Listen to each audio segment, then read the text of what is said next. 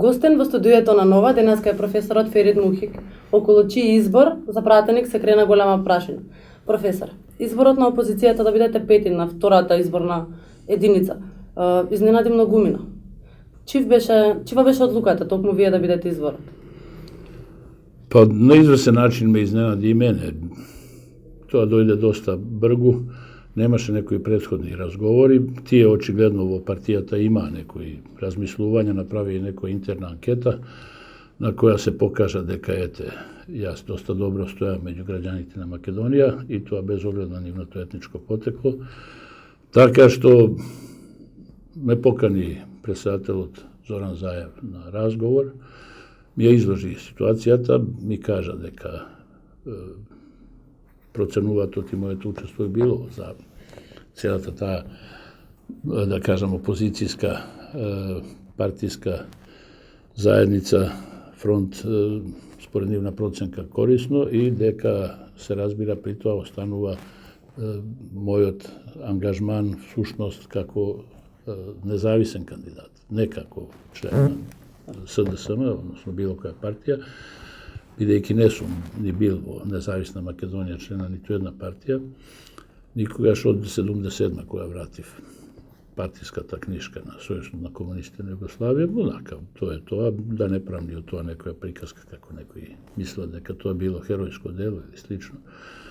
Но колку да се знае дека не бе во ниту една партија и тие го почитуваа тоа и однапред, како да го антиципираа мојот одговор дека не би сакал да влегам во партија, рекол дека размислувале и дека и за нив се чини подобро статусот, угледот и воопшто идентитетот на Ферид Мухич како самостоен независен мислител да се почитува и во текот на оваа кампања, односно на листата да настапи како независен, со што се разбира и тој статус би го задржал доколку помине во парламентот.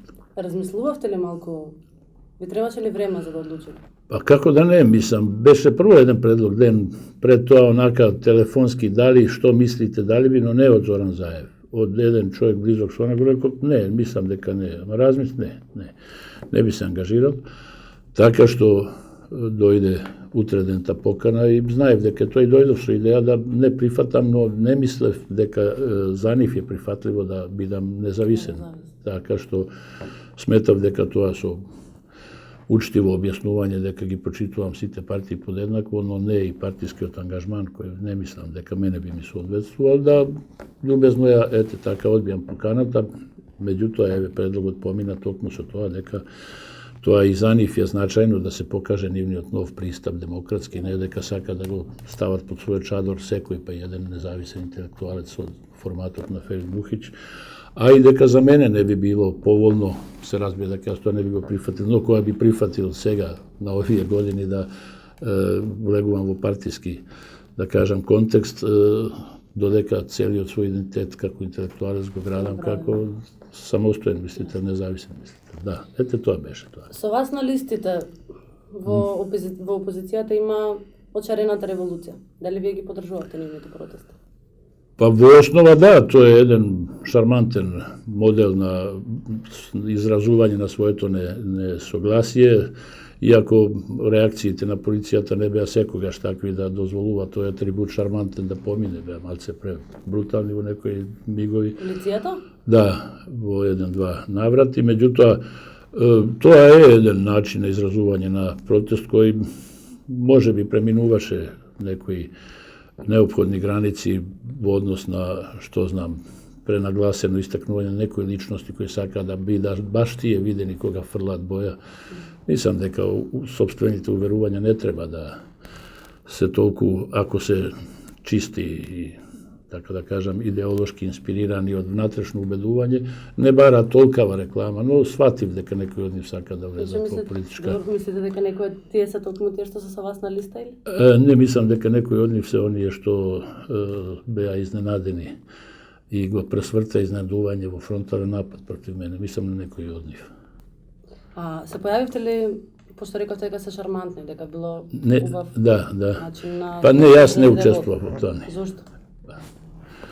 Просто, како да кажам, тие видови на легитимирање не ме бендисуваат. Ниједен вид на јавно легитимирање треба да се појавиш за да нешто потврдиш, не е на мојата скала на приоритетите. Јас изразувам своја солидарност или своје насогласување на начини кои мислам дека се поефикасни, а ова конечно и со оглед на мојата возраст не ми изгледаше дека давам добар пример да гледам шо прави чичкото и тој фрла боја. Баш шармантно. Не знам, не би го доживел јас така да видам некој на мои години да го прави тоа, али добро. Добро, не моравте да фрлате боја, али барем позадина? Не, позадина па не ми се одвестува, не сум бил никогаш во позадина. За бомбите на опозицијата, дали ги слушавте? Да, како да не, кој не ги слушна. Јас колку што се сеќавам, не видов во ниту еден медиум да се појавите било каква изјава да дадете за... Очигледно дека вие не ги прегледувате сите медиуми, се разбира, се разбира. Па се разбира, имаше еден опстоен текст во Шења на едно 7-8 нивни страници, што е 10-12 страници. Овие нормален проред, ова 14-ка, така што имав и во неколку изјави за Deutsche Welle и за некои други медиуми, имав изјави, неќев да се. Ниту со ова објаснувам нешто што некој мисла дека немаше, ниту сакам да го, ниту со тоа да се фалам. Јас бев шокиран од тоа што слушна и онолку колку што сакав да се изнесам, се произнесов во тој текст, во Шења, во месечникот.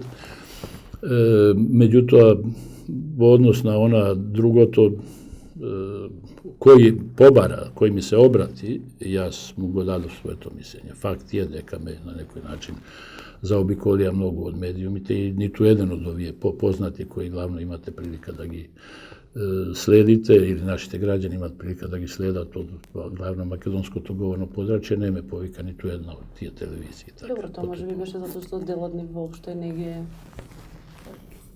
пуштаа бомбите, воопште не ги признаваа дека. Да, али ни оние кои зборуваа за тоа, така што не обвинувам никога, него велам онолку колку што побара од мене медиумите, било кој телевизија, радио или ете како што реков агенции некои.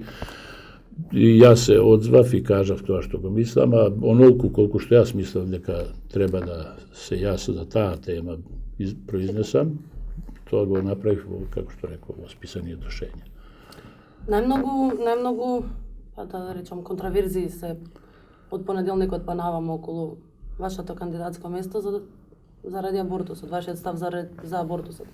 Како се гледате себе си во пратеничка листа која во партија која поддржува абортус? Ба тука има едно големо недоразбирање. Мене всушност ми помогна интервјуто со господјата Радмила Шекеринска пред едно 2 дена. Да сватам во што сушност тие не ме разбираат, иако сум јас многу експлицитен. Таа кажа дека, промовирајќи го новиот начин на партиско и демократско однесување, неизе апсолутно не би пречело членот кој е на листата на СДСМ, а доколку влезе, да ете по едно конкретно прашање како што е абортусот, гласа против, а не за нејзиниот предлог, бидејќи она има спротивно уверување од мене. Јас дури тука сватив дека се мисли на тоа дека јас би гласал за забрана на абортусот, бидејќи само за тоа може да се гласа. Дали да се гласа за забрана или да не се гласа за забрана, некаква законска регулатива. Така што недоразбирањето е во тоа што јас апсолутно никогаш и никаде не реков, не дадов ни имплиците повод да се мисли дека јас сметам дека тоа треба законски да се забрани. Проблемот е околу тоа што јас го не интерпретирам, него точно фактично го нарекувам со она име со кое тоа треба да се нарече. Абортусот е убиство. Убиство на човечко суштество незаштитено, скриено во мајка, таму каде што му е најбезбедно, таму го предава мама и тато и доаѓа платениот убиец и го убива. Звучи брутално, звучи страшно, јас за тоа нерадо зборувам, нерадо размислувам и меѓутоа морам да разјасним. Јас така на тоа гледам. Тоа не е предмет на никаква правна регулатива. Тоа е, не може согласување или несогласување околу начин како го примате. Не е предмет на тоа како го гледаш, бидејќи мене може да ми префрлат само ако се ја залагам за забрана. Јас не се залагам за забрана. Тоа е просто став. Ставовите не подлегат на никакви согласности или несогласности. Ставот дека е убиство. Тоа е нешто што е предмет на, како да кажам, фактографска расправа, не на политичка. Што е проблемот? Проблемот е во ова. Абортусот е всушност, зашто мислам дека не може да биде предмет на политичко никакво ограничување. Тука сум јас веројатно полиберален од постоечките закони било каде. Тоа е несреќен случај. Абортусот не е нешто што го посакуваат. Страшно е да излегуваат и да барат право на абортус. Како да би го реализирали ако прават едно 7 до 8 абортуси месечно? Мислам, не, во што е проблем? Така што сум јас апсолутно против забрана. Меѓутоа е страшно, тоа е како нешто, еве, во многу поблага форма, бидејќи ова е страшно. Кога би излегла граѓаните да барат право на сообраќајки. Тоа е несреќно, никој не сака, тоа не е предмет на регулиран, кога ќе се случи сообраќајка. Тогаш постојат правила нешто што да се направи. Во овој случај законски таму сообраќајка, ова е несреќен случај кој е многу пострашен. Ниту една жена не сака абортус. Тоа е сосема сигурно. И тоа се случува со невнимание. Значи еден вид accident, некаква несреќа. Врз несреќата, јас мислам и тоа таква. Нема никаква законска регулатива право. Според мене, затоа јас никогаш не би гласал против или за забраната. Би го ставил тоа надвор од делокругот на било каква правна регулатива, со како би го поставил. Просто тоа се евидентира тој случај. Одлуката, ако треба еден став, тоа е одлуката во случај на абортус се остава на родителите на детето. Предмет на слободна одлука на родителите. И крај тоа е се што би смеело тука да законот да се меша, а кога и во кои услови треба да се или може да се дозволи да се направи после 4-ти месец, 3-ти, 5-ти, тоа е одново потполно незаконска, туку стручна оценка на лекарските тимови или екипи на лекарската струка во согласно со највисоките стандарди на нивната струка во тој момент. Значи, вие како пратеник на 5-то место сте, предпоставам дека ќе влезете, сигурно ќе влезете. Имате можност да поднесете закон. Дали би поднеле закон со кој што ќе се укине постоечкиот закон со кој што на жените им се забранува самостојно да одлучат? Апсолутно. Јас дури би поднел предлог за закон да се тоа стави вон закон тотално, то не е законска материја. Како што велам, нема законска материја предлог на граѓаните да им се дозволи или забрани правење сообраќајки. Никој не сака. Законот стапува на дело кога тоа ќе се случи во конкретен случај со сообраќајките. Меѓутоа тука и тоа го пресечувам со тоа што би ставил само еден став. Во случај на абортус, слободна одлука донесуваат исклучиво родителите. Ти би инсистирал на 20 родители. Родителите на сега, ако родител сака еден, а друг не сака, тоа е нивна работа и тука законот нема што да се меша, правото го има оној кој сака, ако е тоа мајката, односно ако таа не сака, правото го нема овој другиот родител да ја натера.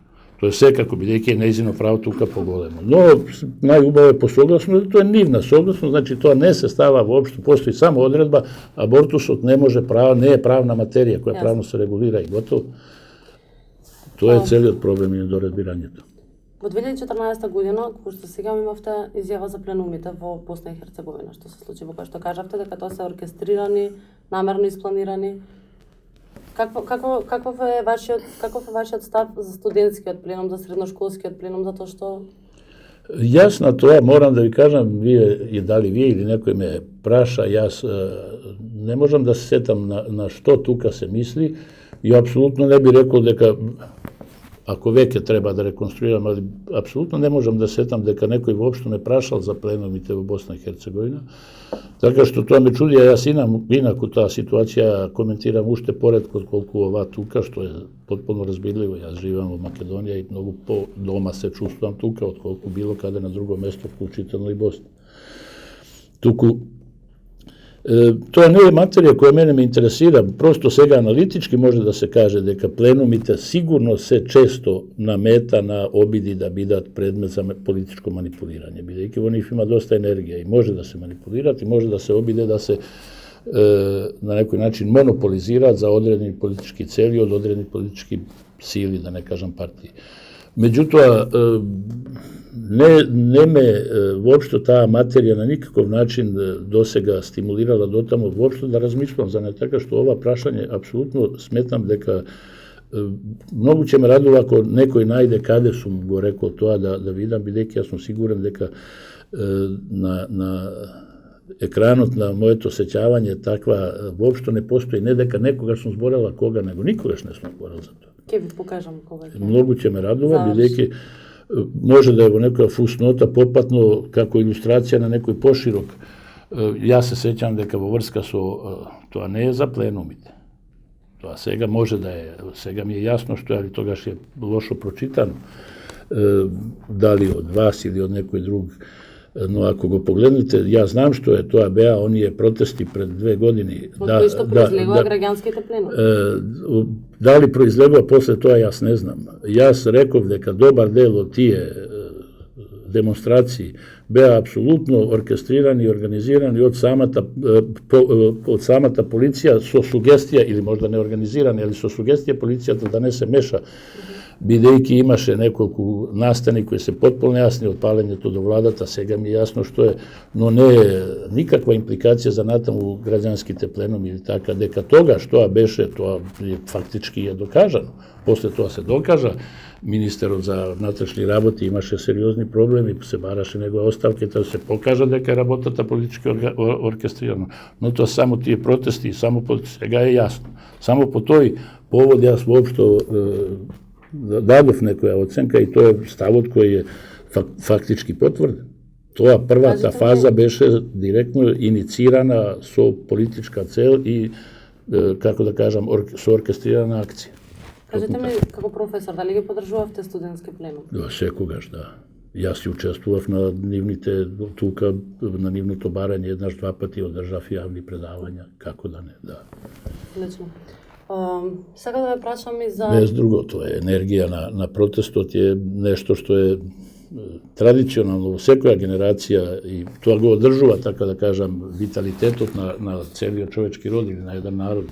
Па добро се покажа дека студентите ствари знаат да се изборат за... Апсолутно, не, тоа е без друго, тоа е нешто што е всушност субстрат на виталноста на еден народ или воопшто на човештвото, тоа е тој капацитет на интелигентни, образувани млади луѓе да побараат нешто ново и да протестираат против старото во оној аспект во кој тоа станува пречка за нормален живот. Кога сме кај тоа? Не генерално, да. Тони Науновски. Ви беше асистент. Да. Со многу остри критики за опозицијата, дека опозицијата е демон, дека сака да ја разнебити Македонија, дека не знам, треба да се изгради ограда електрична меѓу Македонија и Косово. Сега вие ќе влезете на листа која што ствари обединува на некој начин затоа што има многу различни. Каков е вашиот став за тоа? Не, па видете, прво одново една дезинформација. Тој не беше никогаш мој асистент. Тони Науновски не беше мој асистент. Тони Науновски кај мене дипломираше, магистрираше и докторираше. Вие му бевте ментор? Кај мене тоа значи, јас му бев и на магистратура и на докторат ментор. Тоа е точно.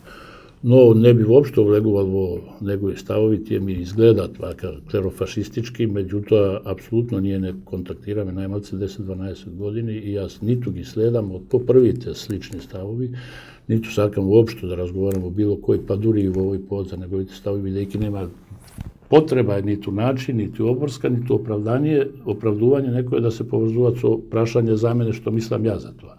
Можете да ме прашате за истото, прашање потполно надвор од контекстот на неговиот став. Тоа е нешто друго.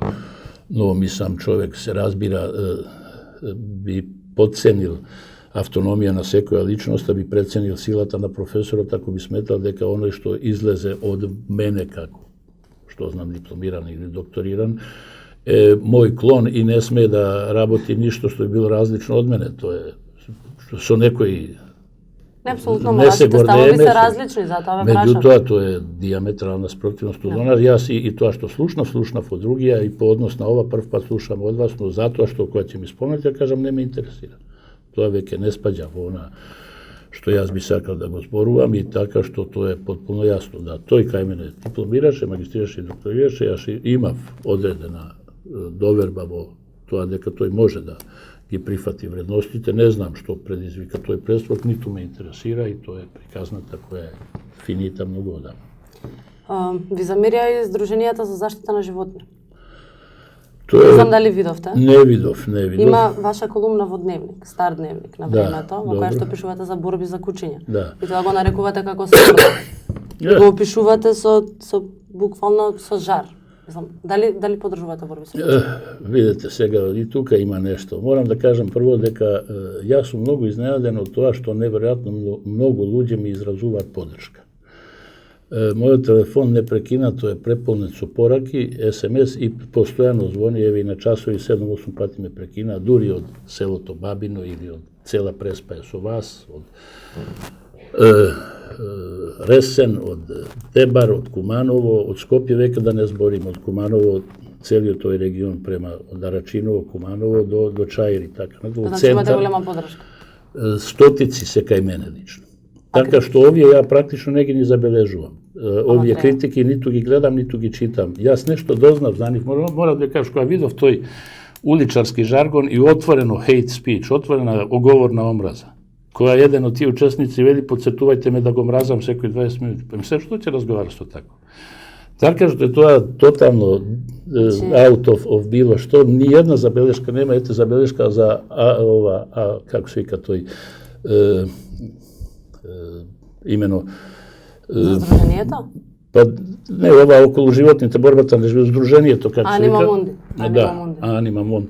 Мислам, тоа е едно такво лицемерие кај нив, што е неверојатно. Тоа е меѓутоа тема која би требала подолго да се расправа. Така, ама ве замолувам да одговорите за борбата. Ќе ви одговорам, па ќе дојдеме, не можете така. Морам јас да кажам зошто е тоа лицемерие. Ајде, кажете. Затоа што тие се залагат за знаете што е сега практика во многу земји? Стерилизација на домашни миленици. Во добар дел од државите на студентите држави, да речеме од едно 35 од 48 овие континентални, веќе е тоа задолжително со мандатна, а потоа и затворска казна кој не сака, после 6 месеци мора да се до 6 месеци мора да се стерилизираат. При тоа никој не протестира за тоа. Стерилизацијата е најстрашен вид казна кој воопшто едно суштество може да доживее. Кина имала или смртна или стерилизација, многу поголем процент луѓето прифаќале смртна казна, а не стерилизација. Стерилизацијата е имено менување на личност. Потполно е менување и тоа е она што не може да видат. Нема побрутално нешто од стерилизација. Тие за тоа не реагираат. Тие се фатиле за борбите на кучиња, при што апсолутно не знаат што се случува. Тоа не се борби ни за пари, тоа не се воопшто, тоа е всушност сосема друга ситуација. Јас сум тука поврзан со шалпланиците. Шалпланицот е сите, тоа е традиција која постои во зимски месеци, сите сточарски предели имаат тоа и тоа нема никогаш. Знаете дека е забрането со закон? Тоа што е забрането и што е дозволено е со законот убивање стотици цивили секој ден. И дури добиваат награди за тоа. Да не збориме што е дозволено, што е забрането. Се разбира дека е забрането, но јас што ви кажувам, тоа е традиција која трае 1000 години. И нема никакви последици. Јас ни еднаш не сум видел ни крв на кучиња кои се фаќаат во борба. Тоа приказно дека се туркат, вие не можете да го натерате да се бори ако не иќе. Тие сакат, се пушта, самите престануваат, нема никогаш повреди. Јас не сум видел капка крв. Според тоа е апсолутно смешно, тоа споредено со они молчат за стерилизацијата.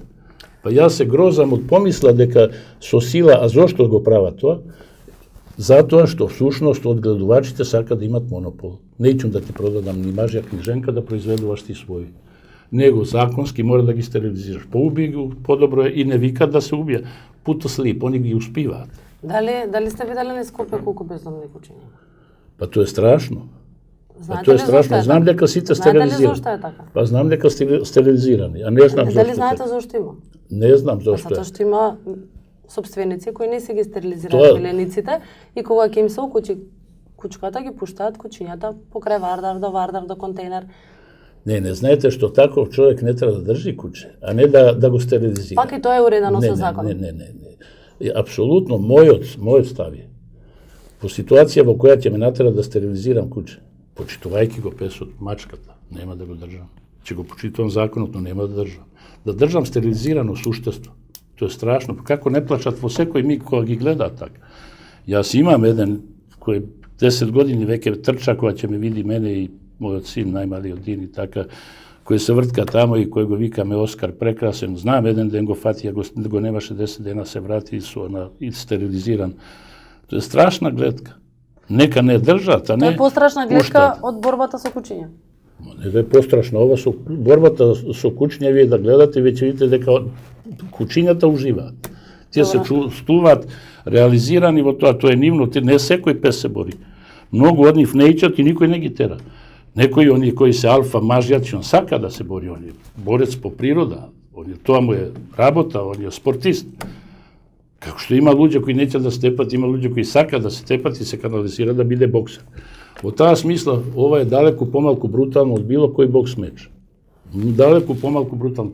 Овде имате реализација на суштината на кучето, бидејќи не се борат другите, не пуштат ловечки пси. Ловечки пес е гонич. Овој е заштитник и он се бори. И овој другиот, и ако се бора, тој е гледат, тој никогаш нема никакви последици. А ова стерилизирано, па тоа е таква монструозна работа, нема ништо пострашно. Во ситуација во која треба да се дозволи стерилизација, единствено решение е таа средина не држи више кучиња. Не држам ни пес, ни мачка, која морам да ја стерилизирам, оти ако имате да го направам тоа, но да ви кажам, тоа е такво лицемерие и тие не се свесни колкава окрутност прават со стерилизирање. Ми кажавте, го разбрав вашиот став околу стерилизацијата, ама не ми одговоривте на прашањето дали поддржувате борби со кучиња. Не, нема што да ги поддржувам. Тоа јас поддржувал или не поддржувал, тие тајно или некако на село ќе ги направат. Добро, но еве вие сте кандидат за пратеник, кој што утре ќе биде за граѓаните, ќе работи за граѓаните, пратен од граѓаните. Нема, видите, ова за кое сум јас. Добро. Не се однесува воопшто на оние борби кои се извор на забранување со питбули, копари и така натаму. Во ред е тоа, нека се донесе закон за забрани. Има. Кривично дело во кривичен закон. Знам и не се ни одржуваат повеќе. Веќе десетина години јас не сум ни чул дека се одржуваат. Така што тоа е решено прашањето, не зависи од мене, нема јас сега да покренам акција да се укине таа забрана. Тоа е донесено без, што знам, консултирање на било кој од тие луѓе кои имаат овчарски кучиња, не е прашано, донесено еднократно, прифатено е, борби веќе не се прават. Тоа е прашање кое е промашено. Се прават незаконски? Не, јас немам слушнат. Еве јас имам. Ме интересира затоа, од тој аспект ве прашам, затоа што е многу важно како пратеник да се знае дека не ги поддржувате тие работи. Ама многу затоа прашам за ваш став, дали сте за или против? Потполно е јасно дека тука нема никаква дилема. Тие веќе не постојат. Што ме прашувате дали сум за тоа да се рипа од 8 спрат или не смее да се рипа без падобра? Добро. Тоа не постои. Има луѓе што рипа. И сега како да им забрани? Така, тоа е тоа. Тоа е тоа. Ви благодарам што бевте гостин. Јас ви благодарам, и мене беше интересно, инспиративно и на места провокативно, но ги погодивте прашањата кои мислам дека и јас би барал да ги поставите за да ги расчистиме, посебно ова со стерилизацијата на кучињата, со тоа страшен двоен морал и цинизмот со кој го забранува тоа, оправдува тоа што прво би предложил тоа да се забрани.